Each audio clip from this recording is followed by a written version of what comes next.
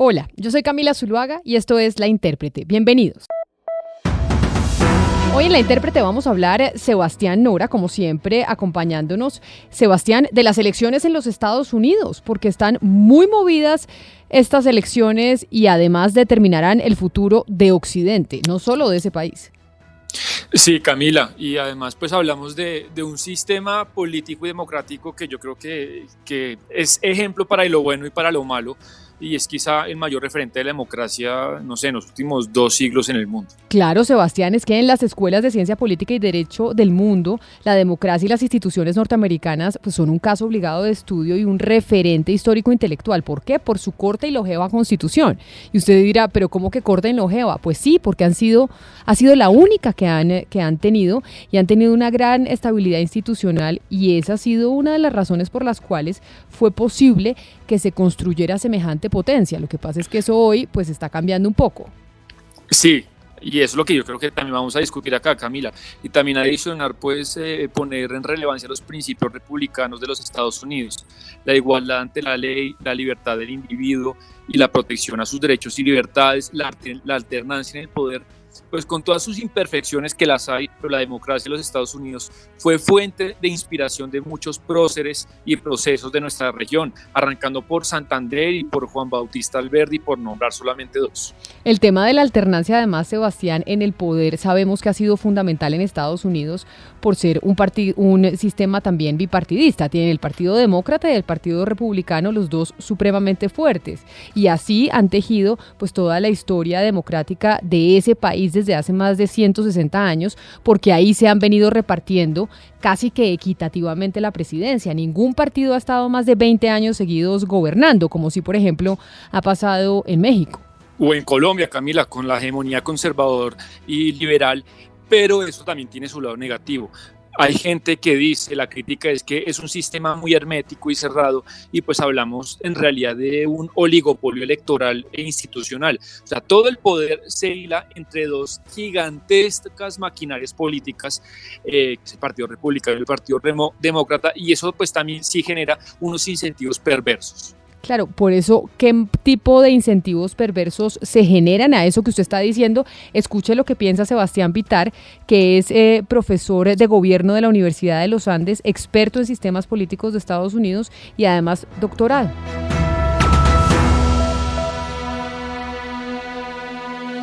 El colegio electoral representa un sistema político basado en la representación de los estados, y no directamente de los ciudadanos. Y ese sistema federal tiene una desventaja muy grande, y es que puede darle la presidencia a una persona que no tenga la mayoría de los votos, como pasó en la elección del 2016 y también en la elección de Bush contra Al Gore. Sin embargo, eso no es caprichoso, es decir, ese colegio electoral está ahí porque los Estados Unidos, cuando se creó, cuando se independizó, su objetivo era mantener un poder relativo de los estados y los ciudadanos teniendo doble ciudadanía, si se quiere, una frente a sus estados y otra frente al país de los Estados Unidos. Entonces, por eso hay todavía unos mecanismos electorales y procedimientos que rescatan el poder de los estados por encima de la proporción de ciudadanos que vivan en ellos. Hay algunos otros, aparte del colegio electoral, como las votaciones que se pueden hacer para presidente o vicepresidente en la Cámara y en el Senado cuando no hay una mayoría clara en el colegio electoral, y algunas otras situaciones en donde el poder de los estados es muy claro, como en la elección de los senadores, en donde no importa cuántas personas vivan en el estado, todos los estados tienen 2 senadores, y eso hace que haya senadores que necesitan una votación demasiado alta, mientras que otros tienen muy pocos electores detrás. Interesante lo que dice el profesor. Y la elección, Camila, se acerca. Estamos muy cerca del 3 de noviembre y recordemos pues que el sistema de elección de los Estados Unidos es muy particular. Es un sistema, como se dice, indirecto, pero indirecto no parlamentario, sino presidencial. Es algo atípico en el mundo. Y digamos, ¿cómo funciona? Yo creo que, digamos, este es un buen resumen del periodista Jaime Moreno, que cuenta cómo funciona este peculiar sistema electoral de los Estados Unidos. Obtener la mayoría del voto ciudadano no garantiza la presidencia porque la elección no es directa. Lo importante es ganar en la mayor cantidad de estados. Los más grandes en población son los que más votos electorales aportan y el ganador se los lleva a todos. 7 electoral votes, the president. Delaware, the president will take 3 electoral votes. The District of Columbia, Washington, D.C.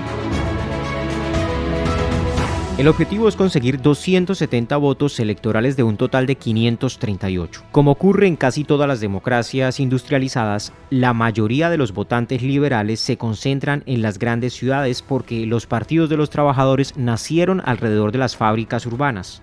Por esta razón, estados como California, Nueva York, New Jersey son absolutamente demócratas. Unions built this middle class.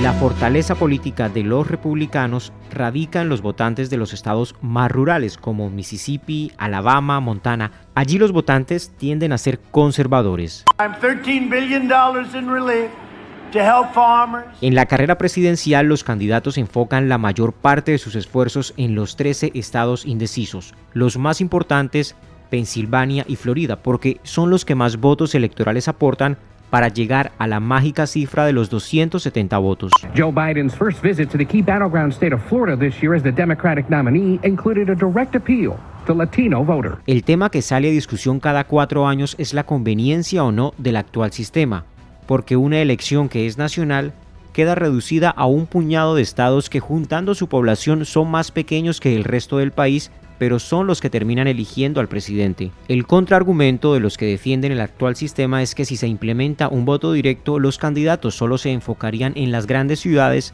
dejando por fuera del ajedrez político a los estados de población rural y suburbana donde vive menos gente.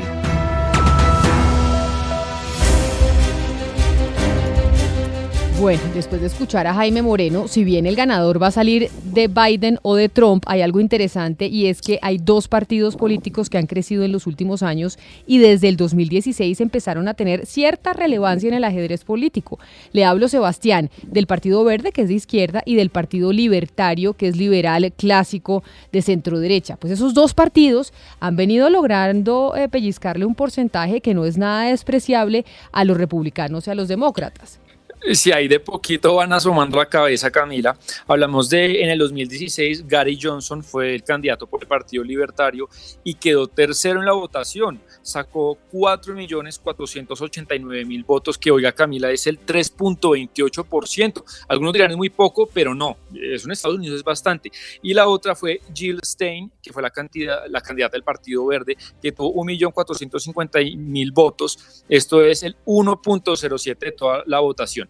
Y ha habido votaciones tan cerradas, usted recordará muy bien, por ejemplo, la que George Bush hijo le ganó a Al Gore, o la que Trump le ganó a Hillary hace poco, que con estas diferencias pues habrían podido perder o ganar la votación. Claro, pero si bien esos partidos han crecido, Sebastián, es difícil que vayan a ampliar mucho más su techo precisamente por la naturaleza del sistema en los Estados Unidos. No pueden ir a los debates. Los medios de comunicación no les prestan mucha atención y es difícil que su candidato pues vaya a lograr inscribirse en todos los distritos electorales. Así que sí es significativo, digámoslo así, 3.28%.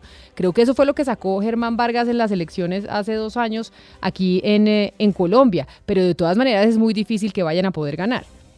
Sí, Camila, de acuerdo, y cada vez van a tener más importancia estos 2 partidos y precisamente logramos comunicarnos con sus 2 candidatos para ver pues cómo están creciendo. Por ejemplo, Jo Jorgensen, que es la candidata del Partido Libertario, pues nos cuenta cuál es el origen del partido y por qué pues son una suerte como de escisión o de separación del Partido Republicano.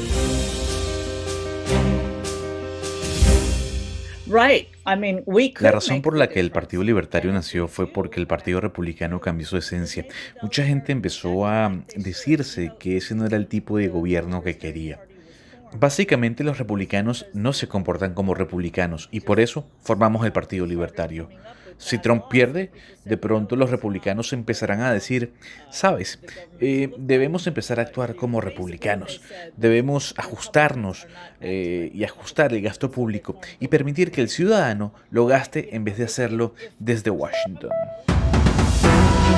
Por otra parte, Howie Hawkins, que es el candidato del Partido Verde, Sebastián, pues en donde su principal bandera es la lucha contra el cambio climático, nos contó sobre la esencia del partido. Escúchelo usted. Somos un partido que representa a la clase trabajadora. Los dos grandes partidos de Estados Unidos representan a las corporaciones. Traemos soluciones reales para los problemas que la gente enfrenta. La expectativa de vida en los Estados Unidos viene en descenso desde hace 45 años por problemas en el sistema de salud. Nosotros luchamos por los derechos económicos de la gente, los seguros de empleo, el empleo para la gente, salud para todos. Proponemos que se llame a un Green New Deal, un nuevo acuerdo verde, para que la gente que trabaje sobre el mismo tenga conciencia de todas las personas en el planeta. Interesante lo que dice Hawkins. Y bueno, el Partido Libertario, Camila, para los que no lo conocen, pues es muy crítico de los dos grandes partidos, porque ellos lo que abogan es por un Estado mucho más pequeño, que no tenga déficit ni deuda pública. Ellos creen mucho más en el orden espontáneo en vez pues de la planificación desde el gobierno central, y también critican mucho, Camila, esa figura de imperio militar que va a imponer la democracia en los países del mundo. Desde el primer día yo retiraría las tropas militares que se encuentran fuera de los Estados Unidos. Yo quisiera que Estados Unidos fuese como Suiza, un país neutral.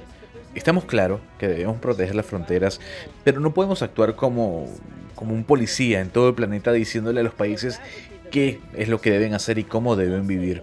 También abriríamos las fronteras al libre tránsito de personas y al libre comercio. Nuestro país lo hicieron los migrantes. Los migrantes hicieron grande a esta nación y quisiera que eso pasase de nuevo, que eso ocurriese de nuevo. Yo bajaría todos los aranceles para que la gente pueda realizar negociaciones, y además me gustaría abrir un poco más el comercio con los países. El gobierno no puede decidir sobre las personas, son las personas las que tienen que decidir cómo generan ese intercambio comercial.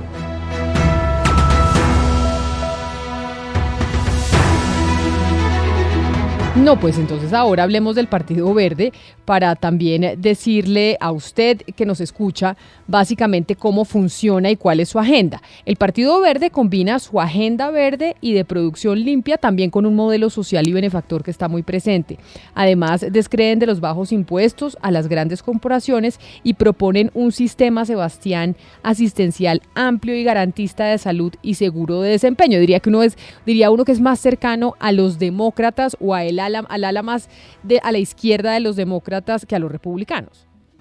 Exactamente, son modelos de sociedad muy diferentes, pero en lo que sí coinciden, y me llama la atención, es que los dos descreen de la figura militar de los Estados Unidos y los dos quieren que las tropas regresen pronto a los Estados Unidos. Y Howie Hawkins, que es la del Partido Verde, pues piensa precisamente lo que le acabo de comentar, y además está convencido que el sistema electoral de los Estados Unidos se tiene que abrir mucho más pues a los partidos pequeños. En Estados Unidos hay un fraude y se llama Comisión Presidencial de Debates. Suena como si fuese una agencia del gobierno, pero en la práctica es una entidad privada controlada por los dos grandes partidos y que además está diseñada para excluir a los demás. Esta comisión solía tener una organización civil de mujeres que se encargaba de todo lo que hay detrás de los debates, y cuando esta comisión empezó a transcurrir en el tiempo, pues esas mujeres fueron desapareciendo. Al final cambiaron las políticas.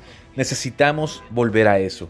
Necesitamos organizaciones cívicas que tengan poder de nuevo, y los grandes medios deben respetar eso. Como lo dice el candidato Hawkins, este sistema de votación indirecta en Estados Unidos, el que existe, pues ha perjudicado en cierta medida al Partido Demócrata, porque si tuvieran un sistema como el colombiano, en donde el voto es directo, es decir, si obtienen la mayor cantidad de votos ciudadanos, pues gana ese candidato, pues Hillary Clinton sería hoy la presidente, cosa que no es así, porque Hillary obtuvo la mayor cantidad de votos ciudadanos, pero no la mayor cantidad de votos del colegio electoral. Por eso, pues hay ciertas críticas, aunque no hay que desconocer que el Partido Demócrata sin duda alguna se ha venido beneficiando del bipartidismo consolidado que existe en ese país.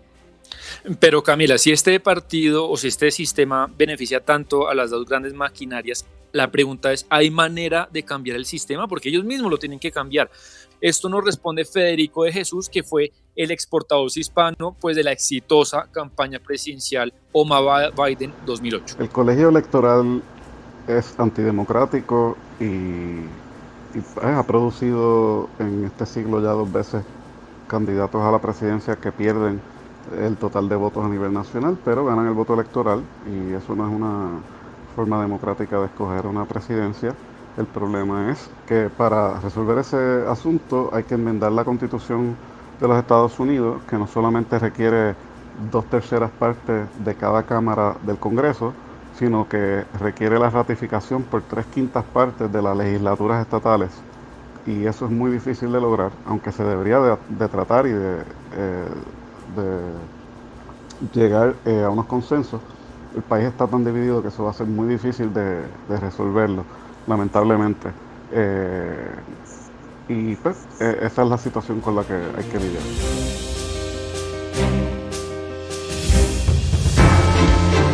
Sobre los cambios, Sebastián, pues ahí uno tendría que cuestionarse, y seguramente los politólogos, los analistas estarán haciendo estudios al respecto. Y es una democracia que ha venido funcionando con unas instituciones durante 160 años, en donde las cosas han estado estables, quiere cambiar todo su funcionamiento por cuenta de una crisis que tuvo durante un gobierno, que es el del presidente Donald Trump, que es lo que se están planteando incluso los demócratas y otros ciudadanos en ese país. ¿O será más bien que se mantienen las instituciones y se busca pues un debate político de más altura? Pues Camila, yo soy muy admirador de la historia republicana y democrática de los Estados Unidos. A mí me encanta su constitución, pero yo también creo que las cosas se agotan.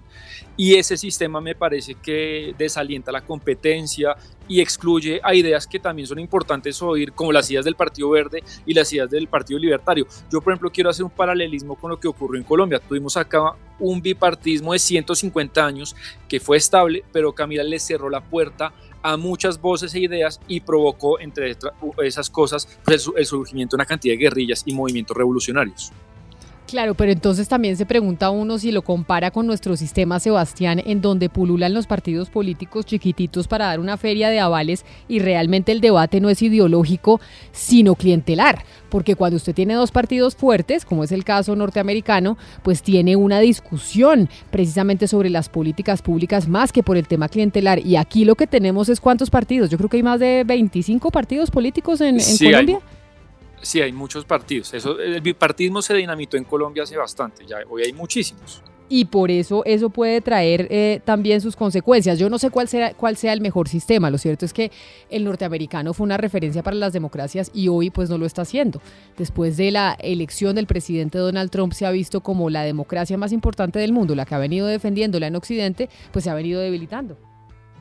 Sí, Camila, y bueno, interesante. Yo creo que cualquier sistema tiene su cruz y su cara, sus miserias y sus virtudes, y quizás se le pueda hacer alguna reforma al de Estados Unidos pues sin quitarle su esencia. Pero bueno, veremos y le estaremos echando el ojo pues a estos 2 partidos que son interesantes, chiquitos pero interesantes. Así es, esto es todo por hoy en La Intérprete. A usted gracias por escucharnos, por hacer clic en este podcast. Si le pareció interesante y le pareció útil, compártalo con sus amigos y suscríbase en su plataforma digital favorita. Tenemos episodios todas las semanas, cada jueves tenemos un episodio nuevo. Sebastián, gracias, nos oímos en una semana. Nos oímos en una semana y veremos qué pasa el 3 de noviembre. La Intérprete hoy se hizo posible gracias, como siempre, a los textos de Sebastián Nora, la corrección de estilo de Diana Mejía, a la producción periodística de David Ferro y Jennifer Castiblanco, y hoy manejando esta nave W. Bernal.